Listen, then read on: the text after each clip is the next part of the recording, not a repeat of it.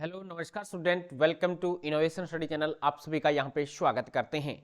आज अपन model paper first का C section लेके आए हैं। पहला और दूसरा हमने सेक्शन कंप्लीट कर लिया है। वो क्लासें अगर आपने नहीं देखी है तो प्लेलिस्ट में जाके या इस क्लास के डिस्क्रिप्शन बॉक्स में उसका लिंक मिल जाएगा, वहाँ से वो क्लास आप फॉलो कर सकते हैं। हमारी डेली क्लास रहती है कंटिन्यू और आप डेली क्लास को ज्वाइन करें। अगर आप चैनल पे नए हैं तो चैनल को सब्सक्राइब करके जो पास में बेल आइकन है उसको जरूर दबा लें ताकि प्रत्येक क्लास का नोटिफिकेशन आपको मिलता रहे। शुरू से लेकर एंड तक क्लास को आप देखते रहें। जो भी आपको डाउट लगे उसको आप कमेंट बॉक्स में बता सकते हैं, उसका रिप्लाई आपको दिया जाएगा, आपको संतुष्ट किया जाएगा। अगर आपको डेस्कवर्क की PDF फ्री में डाउनलोड करनी है तो आप टेलीग्राम चैनल पर चले जाएँ।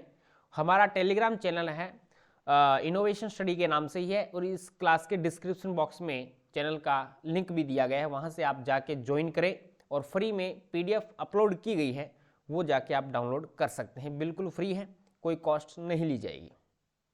चलिएगा, आज की क्लास का पहला क्वेश्चन इस प्रकार से है। वैसे हमने 15 क्वेश्चन कंप्लीट कर लिए हैं। 16वां क्वेश्चन है, निम्नलिखित बंटन का समांतर माध्य कल्पित माध्य की विधि से ज्ञात कीजिए। अब इसने भाई साहब ने ये कहा है कि समांतर माध्य तो ज्ञात करना है लेकिन मेथड यूज करना है। अब की बार आपको इसमें बांध दिया है कि ये मेथड ही यूज करना है, अन्यथा आप माध्य ज्ञात कर दोगे तो कोई मतलब ही नहीं है।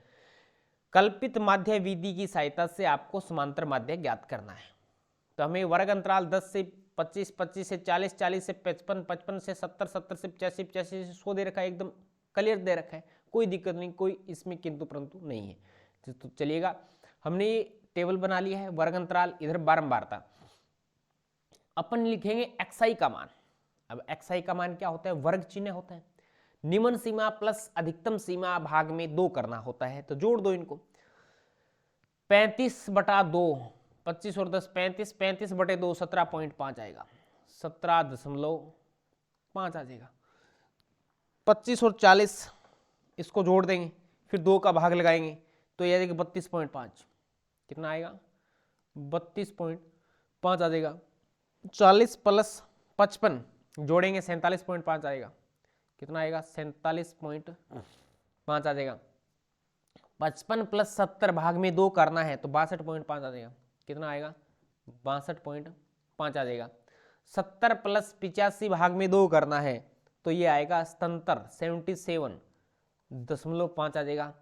80 प्लस 100 भाग में 2 करना है तो ये आ जाएगा 92, यानी 92.5 आएगा। ये आपके पास xi का मान आ गया। अब ये a होता है कल्पित मान, जो कि आपको xi के मान में से लेना होता है, बीच का मान लेना होता है। 1 2 3 4 5 6 सम संख्या है तो बीच के 2 नंबर आएंगे, जबकि हमने ये ले लिया 47.5। हमने कौन सा उठा लिया?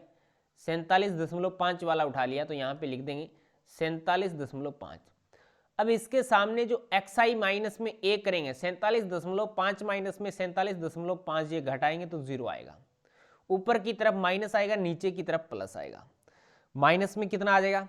इसमें से घटाएंगे 32.5 और 47.5 के बीच का अंतर माइनस 32 है। कितना है? 15 है, तो ये आ जाएगा 15 माइनस का 15। ये कितना हो जाएगा? इसके बीच का अंतर कितना है? 30 का है। इधर चलेगा प्लस का 15, 30 और ये हो जाएगा 45। Is that clear? F I D I करेंगे, मल्टीप्लाई करेंगे, एफ आई डी आई करेंगे तो माइनस के 30 दूनी 60, ये 60 आ गया। 15 3 45, ये कितना आ गया? 45 आ गया। 700 आ गया, ये आ जाएगा 15 6 90, 90 आ गया, 90 आ गया। और 30 का मल्टीप्लाई 6 के साथ में करेंगे 180 आ जाएगा। 45 छिका 270 हो जाएगा, 270 हो जाएगा। अब इसको जोड़ लेते हैं, जैसे 45 और 60 105 हो गए क्या? हाँ, 105 इस 90 में से निकाल देंगे 15 और इसमें से 15 फिर निकाल देंगे, 180 में से निकालेंगे ना, तो ये हमारे पास में 435 बचेगा। लास्ट एंड फाइनल प्लस का कितना आ जाएगा? 435 आएगा। ये क्या आएगा? Sigma F I D I का जो रिजल्ट आएगा वो प्लस के 435 आएगा। और इधर ये सिग्मा एफ आई करेंगे, इस सभी का जोड़ कितना होगा? 2 3 7 6 6 6, इस सभी का जोड़ आपके पास में 30 आ जाएगा। अब क्या होता है कि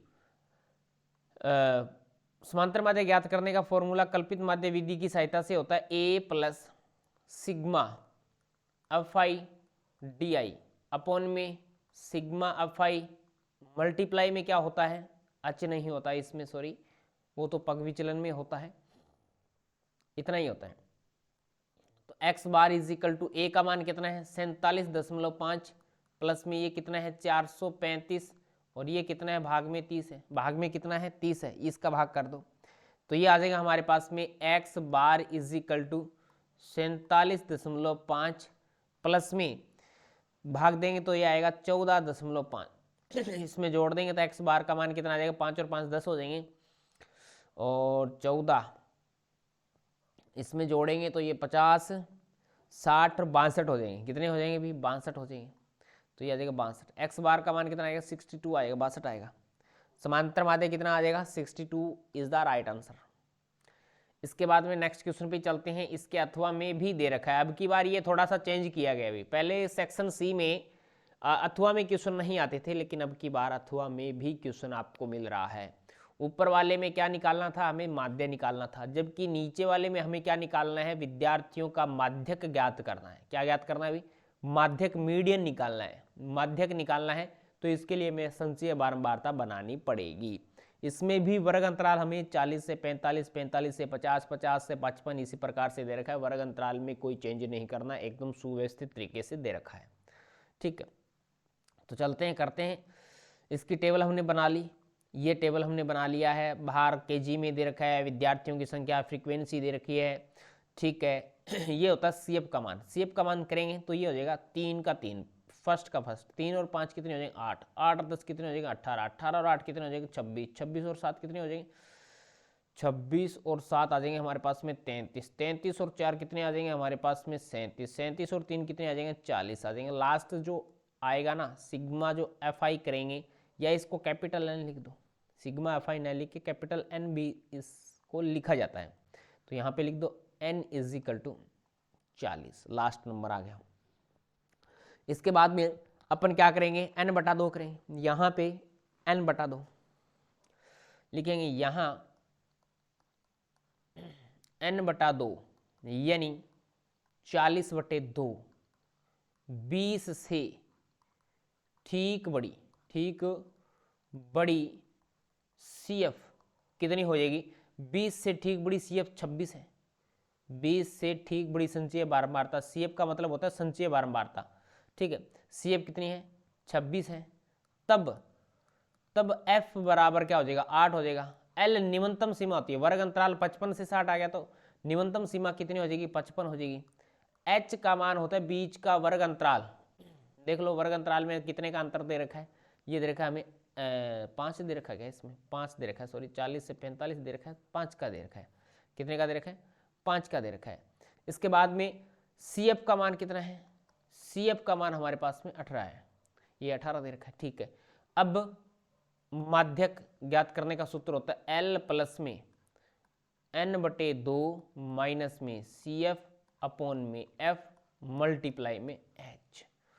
तो माध्यक M is equal to L का मान कितना है 55 है, प्लस n/2 कितना है 40/2 20, 20 माइनस में 18 भाग में F का मान है 8 गुणा में H का मान कितना है 5 है। ये कर दो, M बराबर 55 प्लस 20 माइनस में 18, 2 गुणा कितना है अभी 2 गुणा 5 10 आ गया, 10 भाग में 8, तो ये आ जाएगा 55 प्लस 1, 0 दशमलव नहीं आएगा, सबसे पहले 1 आएगा, एक बार भाग जाएगा, फिर 2 बच गया, 20 हो गया, 8 दूनी 16, 8 5 40। तो ये M का मान आ जाएगा 55 और 1 56.25 आएगा, 56.25।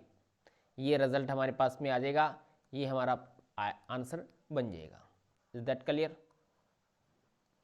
सभी विद्यार्थियों के समझ में आ रहा है तो क्लास को लाइक करें, शेयर करें और चैनल को सब्सक्राइब जरूर करें, ताकि आपको प्रत्येक क्लास का नोटिफिकेशन मिलता रहे टाइम रहते हुए, और अपनी पढ़ाई आप सुचारू रूप से रखें।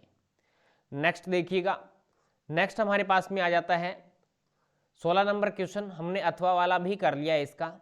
अब ये दे रखा है प्रथम शो प्राकृत संख्याओं का योग ज्ञात करना है। प्रथम शो प्राकृत संख्याओं का इस प्रकार का क्वेश्चन 2022 में बना था। प्रथम 200 प्राकृत संख्याओं का योगफल ज्ञात कीजिए, या प्रथम 200 धन पूर्णांकों का योगफल ज्ञात कीजिए, ऐसे भी बन सकता है कई बार। तो ऐसा भी क्वेश्चन बना था 2022 में प्यारे विद्यार्थियों, तो ये भी आपको ध्यान में रखना है कि पीछे के जो पेपर हैं, वैसे तो मैं एक लेवल से ही पढ़ाता हूँ, पीछे के जो एग्जाम हुए हैं उसके बेस पे ही डेस्क रखा है, और वैसे ही मैं कई बार महत्वपूर्ण प्रश्न बताता हूँ तो लगभग उसी के बेस पे ही बताता हूँ। ये देखिएगा 17 नंबर क्वेश्चन, पिछले साल के अगर आपको देखने हैं 2022 का और 2023 का जो पेपर बोर्ड में हुआ था उसका सॉल्यूशन देखना है तो हमारे यूट्यूब चैनल पे आपको मिल जाएगा। आप कमेंट करके बता दें, उसका लिंक आपको सेंड कर देंगे, आप देख लेना उसको किस प्रकार से पेपर बनता है। अब प्रथम इसमें हमारे पास में एपी बन जाएगी ना, एपी बन जाएगी। प्रथम 100 प्राकृत संख्याएं कौन सी होगी? 1 2 3, 1 2 3 4 5 डैश डैश, लास्ट कितनी आएगी? 100 आएगी।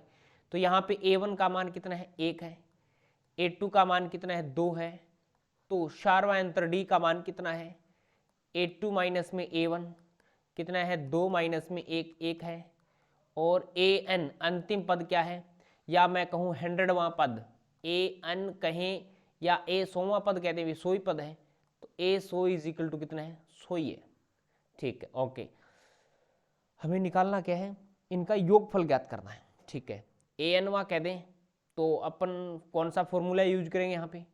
यहाँ पे लगाएंगे SN is equal to, but यहाँ पे N इज इक्वल टू 100 दे रखा है, भी ध्यान रखना। SN is equal to N/2 और A प्लस AN वाला फॉर्मूला हमने यूज किया क्योंकि AN वाला हमें N का मान हमें पता है, AN का मान भी हमें पता है। तो S100 is equal to 100/2, A का मान 1, AN का मान कितना है? AN अंतिम पद कहें या A100 कहें, A100 रख दूं एक बार में, तो ये हो जाएगा 100/2, 2 आएगा, 100/2 50 आएगा।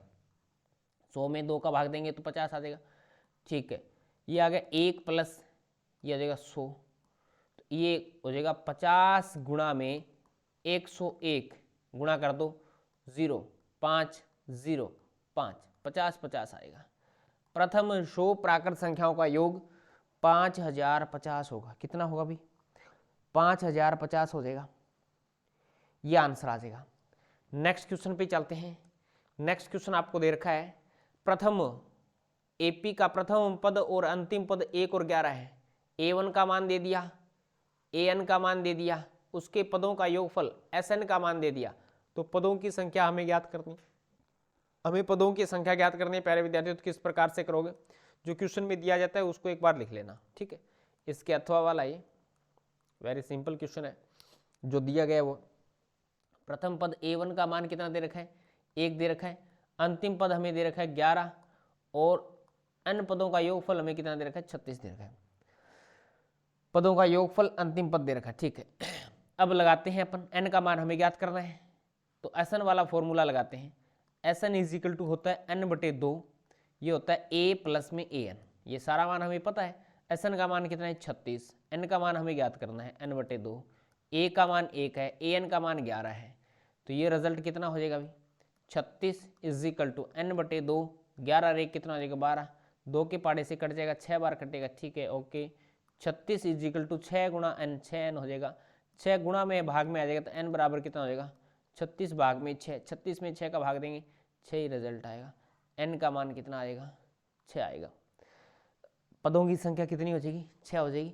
वेरी सिंपल है यार, 3-3 नंबर के क्वेश्चन है और 2-2 लाइन के क्वेश्चन है। देखो इस प्रकार के ही क्वेश्चन एग्जाम में बनेंगे तो अपनी तैयारी आप रखें, प्रैक्टिस करें, ज़्यादा से ज़्यादा अभ्यास करें और जहाँ पे भी आपको सोर्स मिलता है, मैटर मिलता है, वहाँ से जरूर लें। चलिएगा, नेक्स्ट क्वेश्चन है आपको 18 नंबर क्वेश्चन दे रखा है। बिंदुओं P -3,4 और Q 4,5 को जोड़ने वाले रेखाखंड को सम त्रिभाजित, सम माने समान, त्रि माने 3, भाजित माने भागों में करने वाले बिंदुओं के निर्देशांक लिखने हैं। चलिएगा अपन इसको सॉल्यूशन करते हैं। और वैसे क्वेश्चन ध्यान में आते ही, क्वेश्चन नजर आते ही आपको पता चल जाता है कि ये कौन से चैप्टर से आया है, इसका मतलब आप अच्छी तैयारी कर रहे हैं। और आपको ये पता नहीं चलता कि भाई साहब कौन से चैप्टर से क्वेश्चन आ गया, तब ये मान लेना कि आपकी तैयारी नगण्य है, कुछ नहीं है, वहाँ पे आप विजय हासिल नहीं कर पाओगे। अगर ऐसी स्थिति पैदा होती है आपके कि ये कौन से चैप्टर से क्वेश्चन बना है, तो दिक्कत है भाई। पी और क्यू अंतिम छोर दे रखे हैं, जिसके निर्देशांक -3,4 दे रखे हैं, और क्यू के निर्देशांक आपको 4,5 दे रखा है। बीच में दो बिंदु और विराजमान होंगे जो कि इसको समत्रिभाजित करेंगे, समान 3 भागों में विभाजित करेंगे, जिसका नाम हमने ए और बी रख दिया। ए और बी रखा, इसके निर्देशांक हमने मान लिए, एक का x1 मान लिया, एक का एक बार x1 नहीं, इसको इरेज करें, इसको माने आप x, y मान लिया, और ये आपने मान लिया x3, y3 मान लिया। ठीक है, ये बिंदु के निर्देशांक आपने ले लिए। अब समत्रिभाजित करेंगे, समत्रिभाजित करेंगे, समान भागों में विभाजित करेंगे, तो लिखोगे यहां से, यहां जो दूरी दे रखी है आपको, PA बराबर AB बराबर BQ, ये दूरियां, तीनों दूरियां क्या है, इक्वल है। ये तीनों दूरियां क्या है, इक्वल है। ठीक है, अब अपन बिंदु A के निर्देशांक ज्ञात करेंगे, तो जो M1 होगा वो P से लेके A तक होगा, M1 होगा वो P से लेके A तक होगा। इसकी दूरियां अपन एक एक मान लेते हैं, सभी सारे भाग हैं वो एक एक के हैं, मान लेते हैं ये दूरी 1 है, ये दूरी 1 है, ये दूरी 1 है। कैलकुलेशन इजी करने के लिए अपन एक एक मानते हैं, ताकि हमें कैलकुलेशन इजी हो जाए और गुणा भाग ज़्यादा बड़ा मैटर न बने। अब M1 का मान क्या हो जाएगा, 1 हो जाएगा, और A से लेके Q तक अंतिम छोर तक जाना, एक बार B को बीच में भूल जाना है। जब A के निर्देशांक ज्ञात करें तो M2 का मान कितना हो जाएगा, 1 और 1 2 हो जाएगा। M2 का मान यहाँ पे रहेगा 2 और M1 का मान यहाँ पे रहेगा 1, जब अपन बिंदु A के निर्देशांक ज्ञात कर रहे हैं। विभाजन सूत्र की सहायता से बिंदु A के निर्देशांक ज्ञात करें तो लिखेंगे बिंदु A के लिए, बिंदु A के लिए देखो क्या करेंगे, x बराबर क्या हो जाएगा, M1 x2 प्लस में M2 x1 अपॉन में क्या है, M1 प्लस में M2। तो M1 का मान कितना है, 1 गुणा में x2 का मान कितना है, 4 प्लस में M2 का मान कितना है, 2 गुणा में x1 का मान कितना है, -3 भाग में क्या आएगा, M1 प्लस में M2, 1 प्लस में 2 आएगा, तो ये आएगा 4 माइनस में 2 तिया 6 भाग में 2 1 3, तो रिजल्ट आ जाएगा -2/3। इसी प्रकार से y वाला फॉर्मूला लगाएंगे तो ये आ जाएगा M1 y2 प्लस में M2 y1 अपॉन में M1 प्लस में M2। M1 का मान कितना है, 1 गुणा में y2 का मान कितना है, 5 प्लस में M2 का मान कितना है, M2 का मान 2 गुणा में y1 का मान कितना है, 4 अपॉन में 1 प्लस में 2, रिजल्ट आएगा 5 प्लस में 4 दूनी 8 भाग में 3, 8 और 5 13/3। तो बिंदु A के निर्देशांक क्या होंगे, अतः बिंदु A बन जाएगा -2/3 कोमा 13/3। कितना बन जाएगा, -2/3 कोमा 13/3 बन जाएगा। इसी प्रकार से हमने मान लिया, क्या माना अभी बताओ, बिंदु B के लिए, बिंदु B के निर्देशांक ज्ञात करेंगे तो अब की बार चेंज हो जाएगा। क्या चेंज हो जाएगा, बिंदु B के निर्देशांक ज्ञात करेंगे तो M2 चेंज हो जाएगा और M1 भी चेंज हो जाएगा। अब M1 तो बन जाएगा 2, क्योंकि P से लेके B तक जाएंगे तो 1 और 1 2 चलना पड़ेगा, और Q से लेके B तक आएंगे तो M1 का मान हो जाएगा 1। ये इतना थोड़ा ध्यान में रखना है। यहां पे लिख देना आप बिंदु B के लिए, बिंदु B के लिए क्या हो जाएगा, देखो x बराबर क्या हो जाएगा, यही फॉर्मूला M1 x2, या यहाँ पे आप कह सकते हैं x3 बराबर लिख दो, इसको लिखो आप x3 बराबर, क्योंकि हमने x3 और y3 माना ना, तो x3 is equal to M1 का मान 2 है, गुणा में y2 का मान कितना है, 5 है, प्लस में M2 का मान 1 है, गुणा में ये कितना कर दिया ठीक है, y1 का मान करना ना 4 है, भाग में कितना आएगा 2 प्लस में 1 आ जाएगा, तो ये 5 दूनी 10 प्लस में 4 भाग में 3, 10 और 4 14 भाग में 3 आ जाएगा। ये किसका मान आ गया 14/3, x3 का मान आ गया ना 14/3। कैसे कर दिया हमने मल्टीप्लाई, एक बार देख लेते हैं दोबारा। m2 फॉर्मूला रहेगा, m1 का मान अब की बार 2 है गुणा में y2 या x2 करें, y2 कर दिया, इसमें एक मिस प्रिंट कर दिया, दोबारा देखो इसको। फॉर्मूले तो यही यूज रहेंगे, बस x3 करना है। तो m1 का मान 2 है गुणा में x2 का मान कितना है 4 है, प्लस में m1 का मान 1 है गुणा में माइनस के 3, भाग में क्या आएगा, भाग में आ जाएगा आपके पास में 2 प्लस 1, तो ये 4 दूनी 8 माइनस में 3 भाग में 3, 2 और 1 3 हो जाएगा ना, 8 में से 3 घटाएं तो 5/3 आएगा, ये सही है 5/3। अब इसके बाद में y के लिए निकालेंगे तो y3 इज इक्वल टू क्या बन जाएगा, m2 का मान तो m1 का मान तो 2 ही है, तो 2 गुणा में अब की बार ये आ जाएगा 5 प्लस में 1 गुणा में इसका रिजल्ट कितना है अभी, इसका रिजल्ट है 4, इसका रिजल्ट है 4, भाग में कितना आएगा 2 प्लस 1 आ जाएगा, 5 दूनी 10 प्लस 4 भाग में 3, 10 और 4 कितने 14/3। अतः बिंदु P के निर्देशांक क्या हो जाएंगे 5/3, 14/3 होगा। यही आपको ज्ञात करना था, ये दो आंसर आपको लेके आने थे, माइनस के 2/3, 13/3 और 5/3, 14/3। नेक्स्ट क्वेश्चन पे चलते हैं। नेक्स्ट में आपको दे रखा है अथवा में वह अनुपात ज्ञात कीजिए, वह अनुपात ज्ञात कीजिए जबकि बिंदु P ये माइनस के 3, P बिंदुओं को अंतः विभाजित करता है, P का मान भी ज्ञात कीजिए। अब हमें क्या करना है, अनुपात ज्ञात करना है।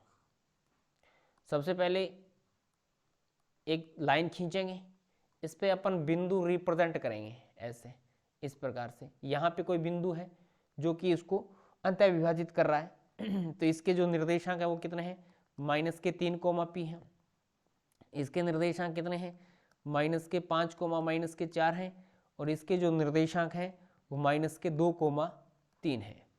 इसके बिंदुओं के नाम नहीं दिए गए, हमने मान लिया A, B कोई बीच में बिंदु है और C, ये बिंदुओं के नाम दे दिए हमने।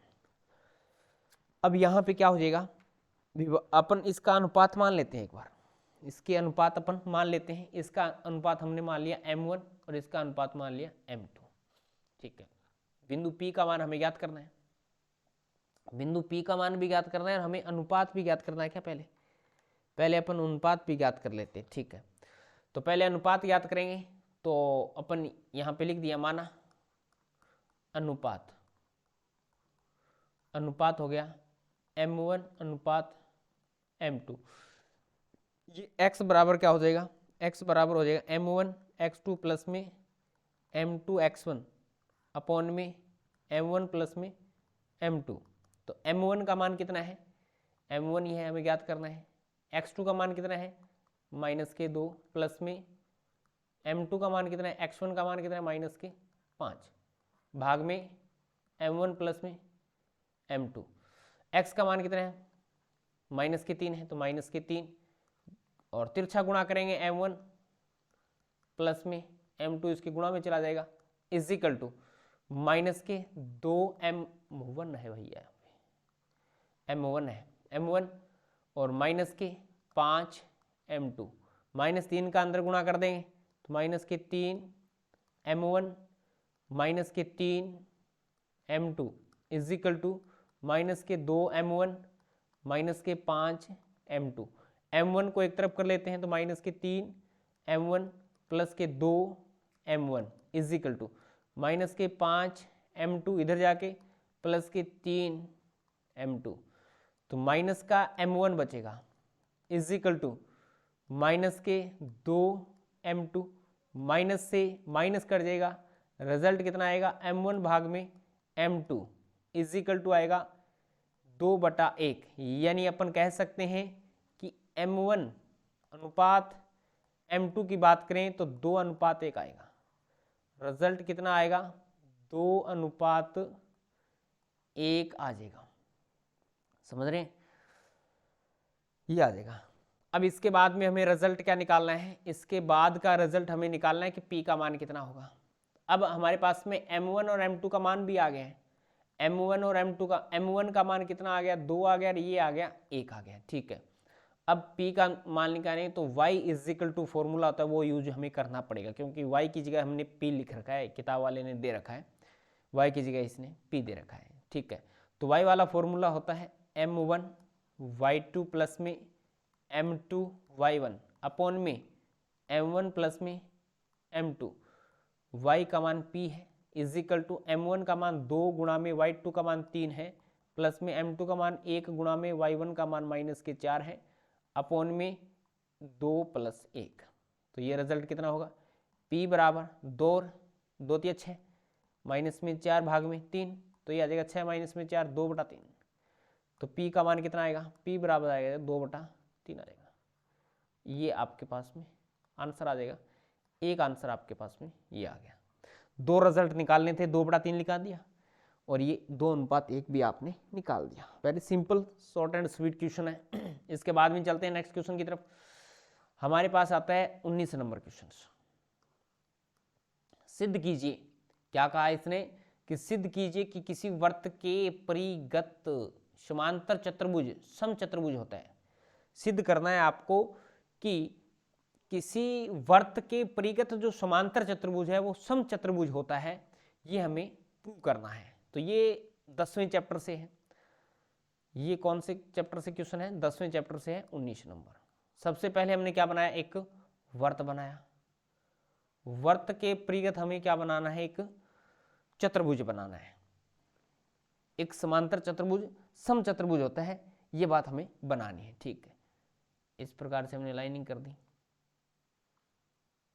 इसको इस प्रकार से कर दिया, ऐसे लाइन जाएगी ध्यान रखना, और इसको ऐसे काट दिया। ठीक है, इसका नाम दे दो आप। आगे ये लाइन बड़े तो कोई बात नहीं है, कंप्लीट हो तो कोई बात नहीं। इसका नाम हमने दे दिया, कोई नाम इसने तो नहीं दिया लेकिन अपन दे देते हैं।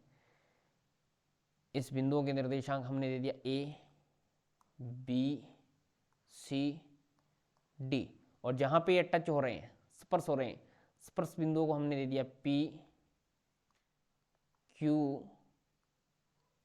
R, और ये हमने दे दिया S, P Q R S दे दिया। अब सबसे पहले जो दिया गया है वो लिखते हैं। दिया गया है, दिया है A B C D एक समांतर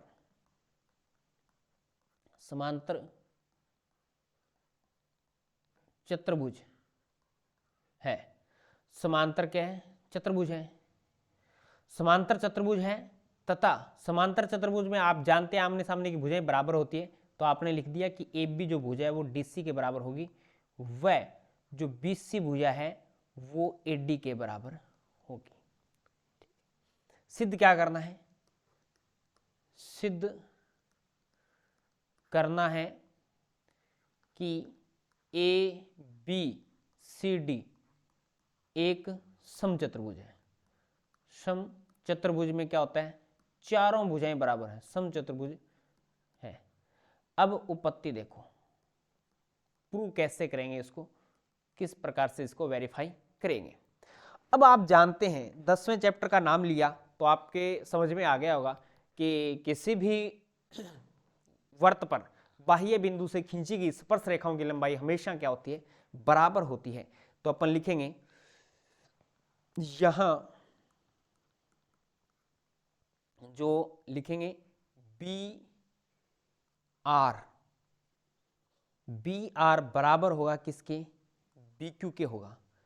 इक्वेशन नंबर 1 हो गई, और इसको लिख देंगे कैसे, बाह्य बिंदु से खींची गई स्पर्श रेखा, बाह्य बिंदु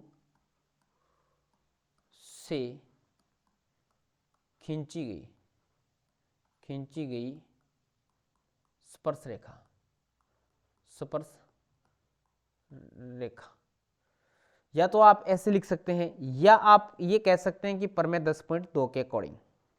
ठीक है, इसी प्रकार से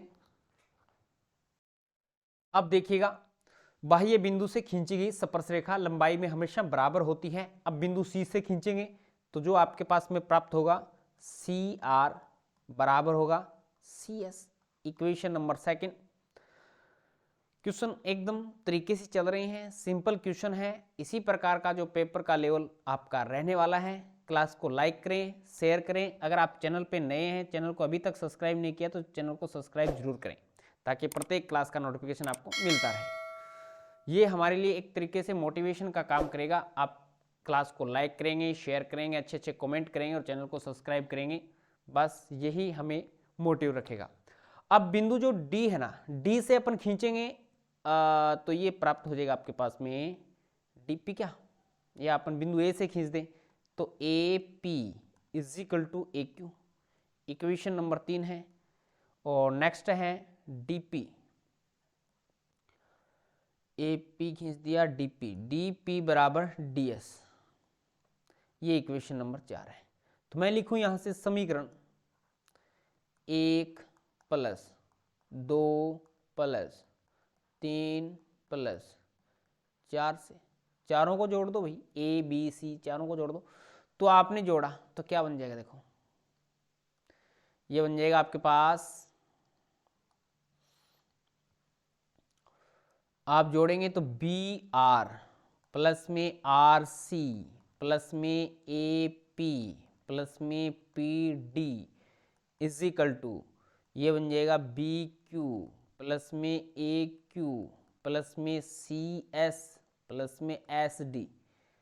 तो ये दो दो दूरियां देख लो कितनी कौन कौन सी बन जाएगी, ये दूरियां, ये दूरियां, ये दूरियां, ये दूरियां।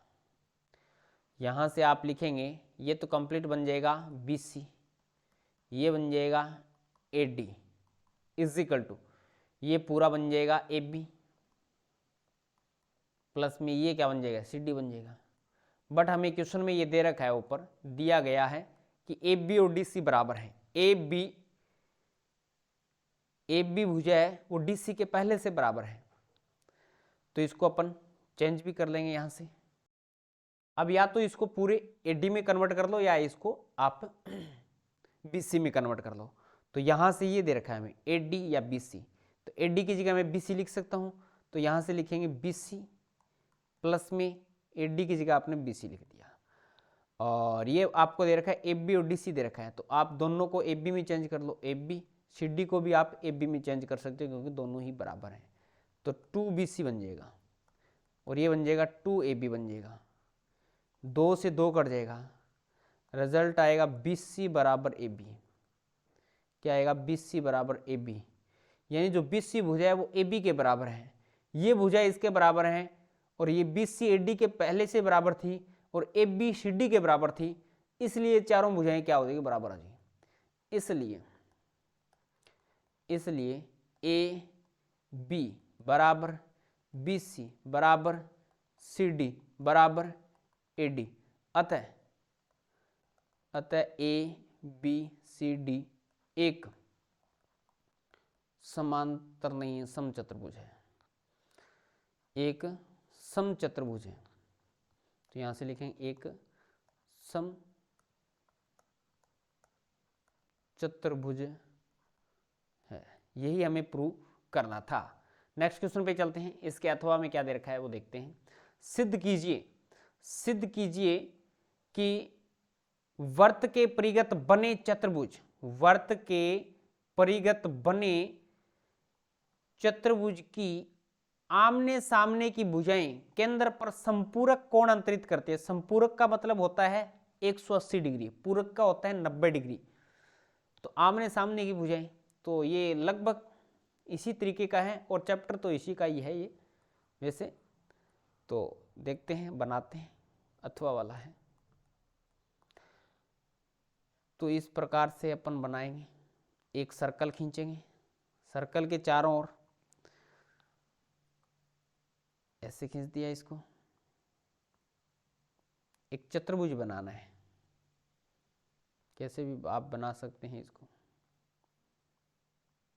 और इसको बना दें आप ऐसे, ऐसे बना दिया आप, ठीक।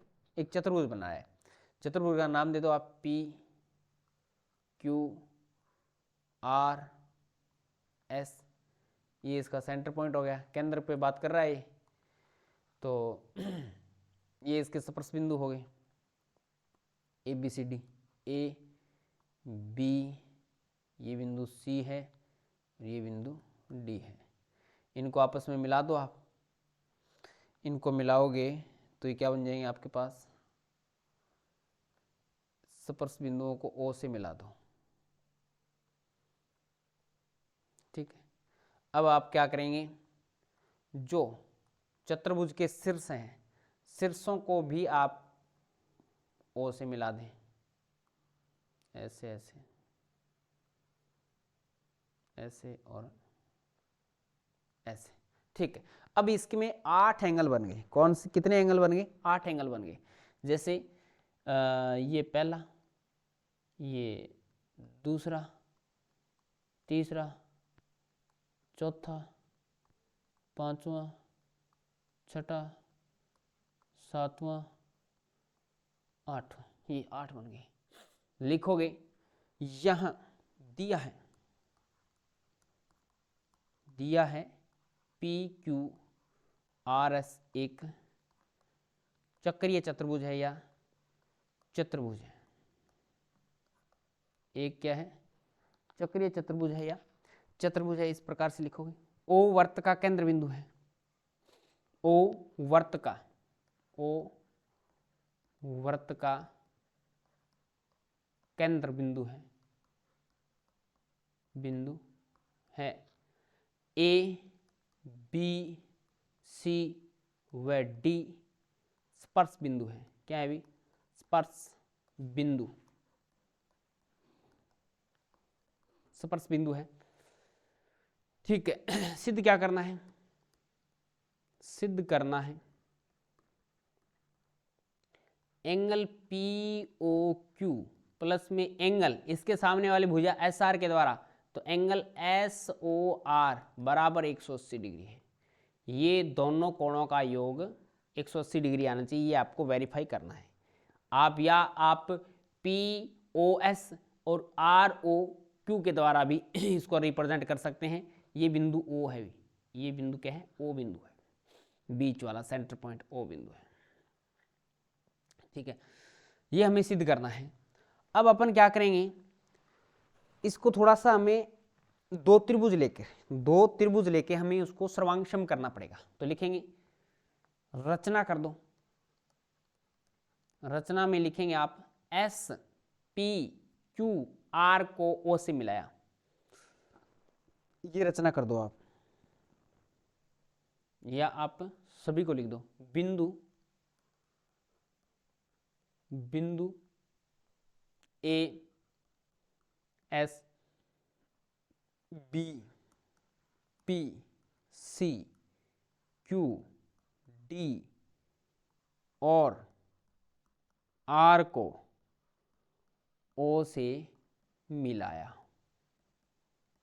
आपने मिला दिया, ठीक है। उपपत्ति देखो, उपपत्ति में लिखोगे आप त्रिभुज बी ओ पी व त्रिभुज सी ओ पी में इन दोनों त्रिभुजों को अपन सर्वांगक्षम करेंगे। कैसे, आप लिखोगे बी ओ बराबर सी ओ, क्या है, वर्त की त्रिज्या है, बराबर हो जाएगी, ठीक है। पी ओ बराबर ओ पी, क्या है, उभयनिष्ठ है, उभयनिष्ठ है, ठीक है। अब आप क्या लिखोगे, बाह्य बिंदु से खींची गई स्पर्श रेखाएं हैं, तो आप लिख देंगे इसमें पी बी, क्या लिख दोगे, पी बी बराबर पी सी, और यहां पे लिखोगे आप बाह्य बिंदु से खींची स्पर्श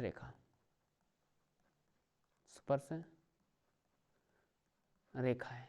इज दैट क्लियर? तो ये दोनों त्रिभुज क्या हो जाएंगे? सर्वांगसम हो जाएंगे। तो यहाँ पे आप लिख दो, इसलिए त्रिभुज BOP सर्वांगसम हो जाएगा। BOP त्रिभुज सर्वांगसम होगा त्रिभुज COP के। कौन से रूल से? साइड से SSS से सर्वांगसम हो जाएगा। और सर्वांगसम त्रिभुजों की संगत भुजाएं क्या होते हैं? सर्वांगसम त्रिभुजों की संगत भुजाएं या संगत कोण बराबर होते हैं। सर्वांगसम त्रिभुजों के संगत कोण बराबर होते हैं। तो लिखोगे इस प्रकार, अतः एंगल 1 बराबर होगा एंगल 2 के, क्योंकि यही है ना, दोनों त्रिभुज हमने सर्वांगसम कर दिए ये। तो एंगल 1 और एंगल 2 आपस में बराबर होंगे। एंगल 1 और एंगल 2 इस प्रकार से बराबर हो जाएंगे। आगे के आपको त्रिभुज को सर्वांगसम करने की आवश्यकता नहीं है। आप लिखेंगे इसी प्रकार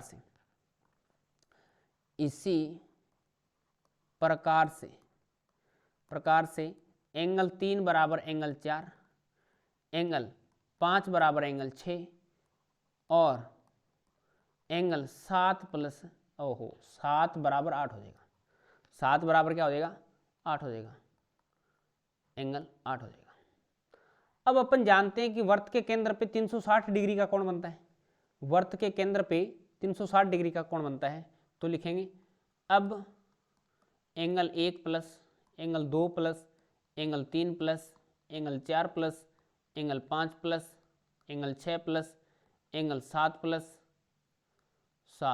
प्लस एंगल 8 बराबर 360 डिग्री का कोण बनेगा। एंगल 1 और एंगल 2 आपस में बराबर है। आपको POQ लेके आना है, तो आप 1 को 2 में लिख दो। 2 प्लस 4 को आप 3 में बना दो, तो एंगल 3 प्लस 5 को आप 6 में कन्वर्ट कर दो, तो एंगल 5 की जगह लिख देंगे 6 प्लस, क्योंकि ये आपस में बराबर है। 1 2 के बराबर है, 3 4 के बराबर है, 4 5 के बराबर है, 3 4 के बराबर है, 5 6 के बराबर है, 7 8 के बराबर है। ठीक है, अब आप लिख देंगे एंगल 6 प्लस, आप 7 और 8 बराबर है तो 8 को 7 में बना दो, तो एंगल 7 प्लस में एंगल ये क्या बन गया रे? 7 बन गया, इज इक्वल टू 360 डिग्री। अब सारे दो एंगल हैं, तो 2 सभी में कॉमन आ जाएगा। Angle 2 plus angle 3 plus angle 6 plus angle 7 is equal to 360 degree है। 2 का भाग दे देंगे 180 हो जाएगा, तो एंगल 2 प्लस एंगल 3, इसको आप एक ब्रैकेट में लिखें, प्लस एंगल 6 प्लस एंगल 7, ये कितना? 360 भाग में 2, 180 डिग्री हो जाएगा। 180 डिग्री हो जाएगा। तो एंगल 2 प्लस में एंगल 3 कितना हो जाएगा? एंगल POQ प्लस में एंगल 6 प्लस में 7, 6 प्लस में 7 आ जाएगा SOR, angle SOR is equal to 180 degree होगा। यही आपको प्रूव करना था, HP हो गया, हैंस प्रूव करना था।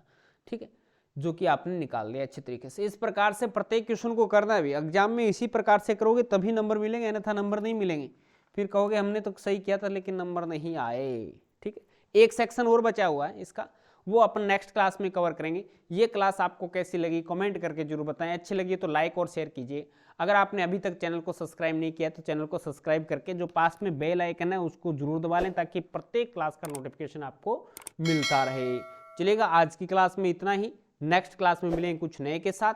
जय हिंद, जय भारत।